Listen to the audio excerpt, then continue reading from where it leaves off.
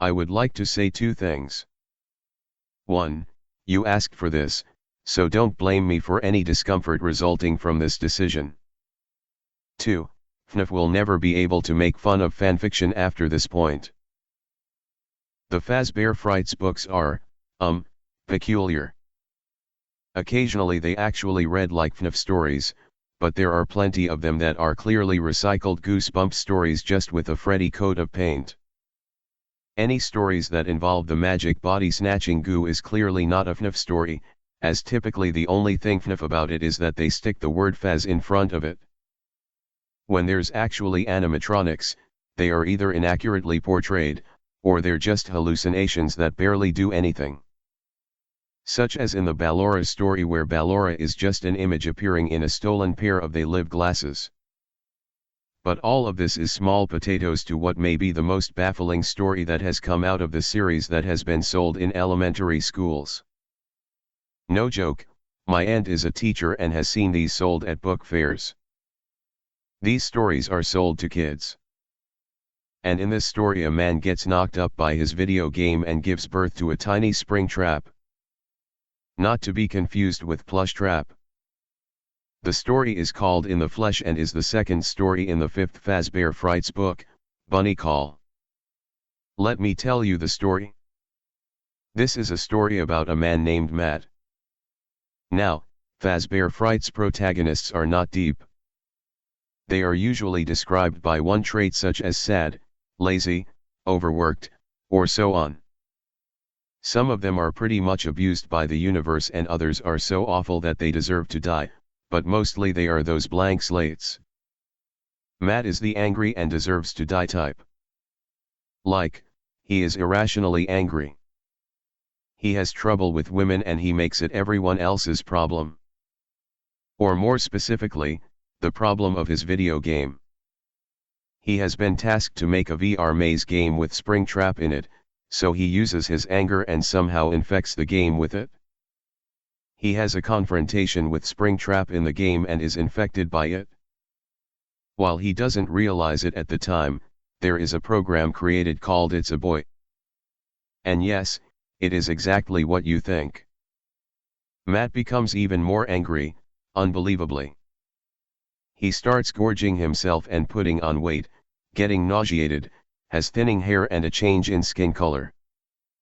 All the typical pregnancy symptoms. He goes on a couple of dates throughout the story, during one of which he has a double date with his roommate, and the story makes sure to show how awful Matt is by having him try to pick up on his roommate's date before storming out without paying.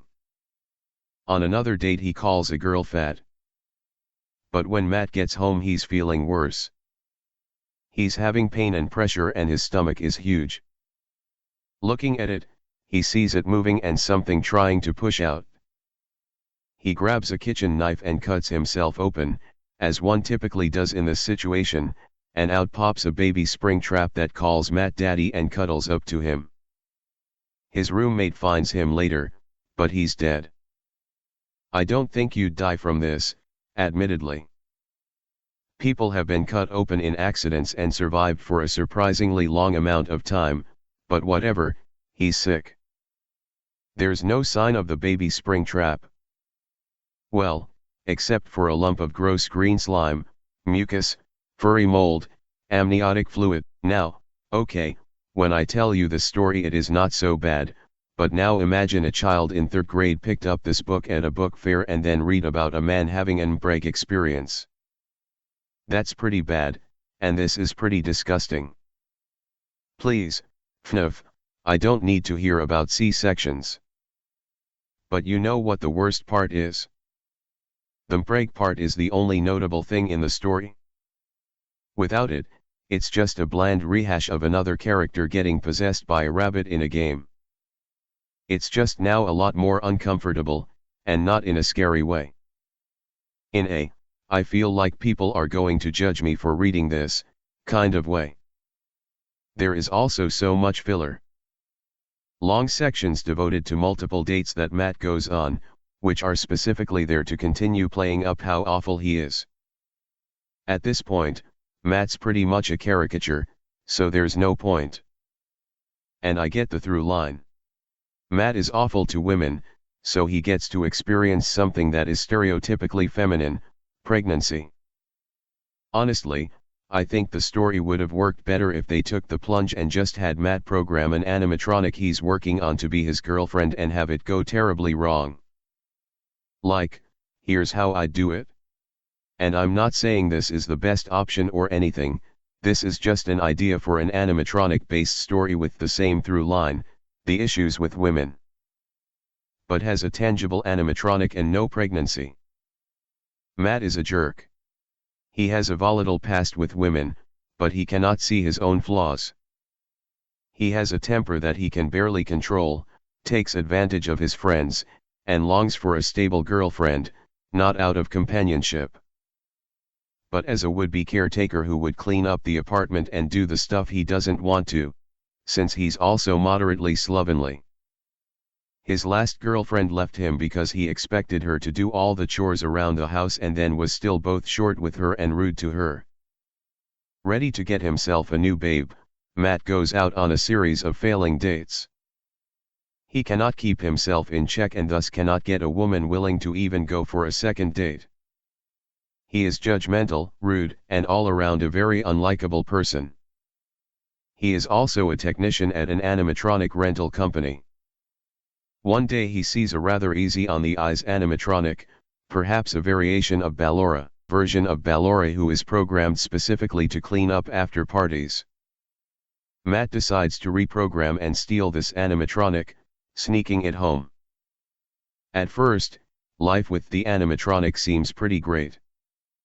She does whatever he says without complaint and he's not required to spend time with her. However, the maidenette has a learning AI, and over the days she begins to study Matt, and she eventually begins to grow attached. She starts asking more questions about chores, repeatedly, to get him to speak with her. He finds her standing over his bed and sometimes she touches his arm. His reactions are typical of him, lashing out, snapping at her, and soon he gets uncomfortable enough to start insulting her the same way he used to insult his girlfriends. Eventually it gets to the point where he forcibly turns her off. I imagine something along the lines of him forcibly prying off her back panel and tampering with her unable to stop him as it is against her programming.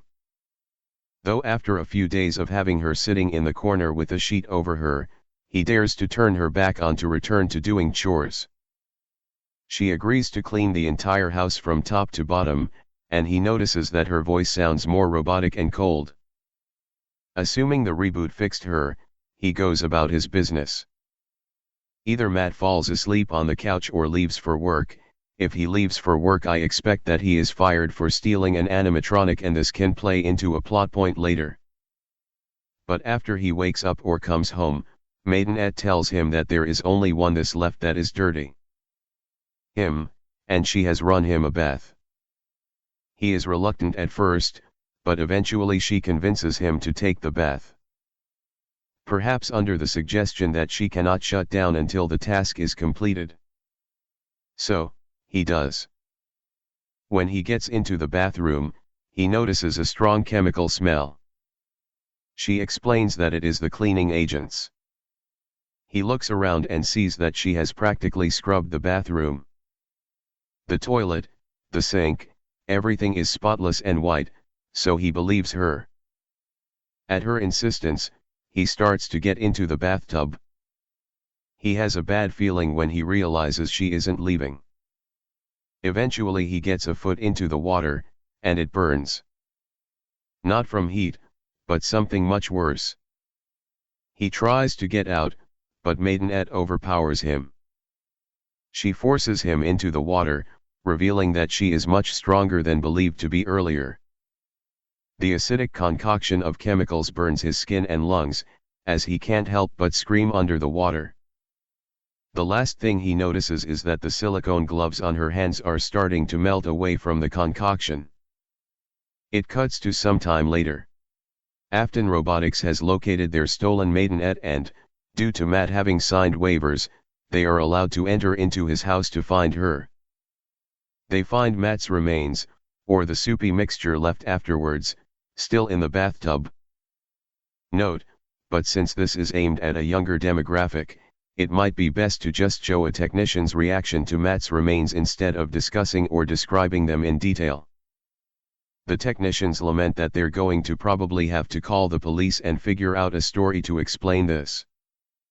They're confused to how Matt could have made the seemingly docile maidenette react in such a way. Currently, she is damaged, but had shut herself down, so they were able to will her out. One of the technicians remarks that Matt shouldn't have started tampering with the programming. He must have taken out the safety measures. Then the story ends. It's really sort of the first thing I thought of, but I think it could have worked. Now, I know I took Springtrap out, but really he didn't need to be in this story. There's nothing about this story that really screams Springtrap anyway. He could have been replaced with Grim Foxy, the actual maze runner, or another. The important changes in the story are the cause and effect. There is one huge bump in the flesh that throws it off, and that is the jump from jerkish guy programming Springtrap, who is killing clones, to him impregnating Matt. What does Springtrap have to do with pregnancy? It's hard to believe that a series spawned about Chuck E. Cheese animatronics has a story about a man getting impregnated by a computer virus. And why is there so much filler in the beginning about Springtrap killing other Springtrap clones and glitches only to suddenly become a pregnancy story? The only connection with the assumed theme, being how he treats women, would be him getting pregnant. Except that's sort of a jump. It's not like he kept pressuring his girlfriends to get pregnant before they were ready and drove them away, which would branch to him then feeling what it's like. In this version, a nice hot bath, the cause and effect flows a little better.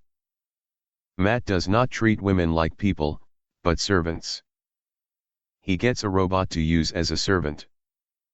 He treats it in a similar manner, but it is not a human, so it reacts in a less than human way. Again, this is not perfect, but just something fun I thought of doing. Something that doesn't involve pregnancy. I don't think they would have gotten away with the pregnancy plot if it was a woman though, to be frank. But they shouldn't have gone ahead with this at all. It's not scary, yes, but it's also not Fnaf.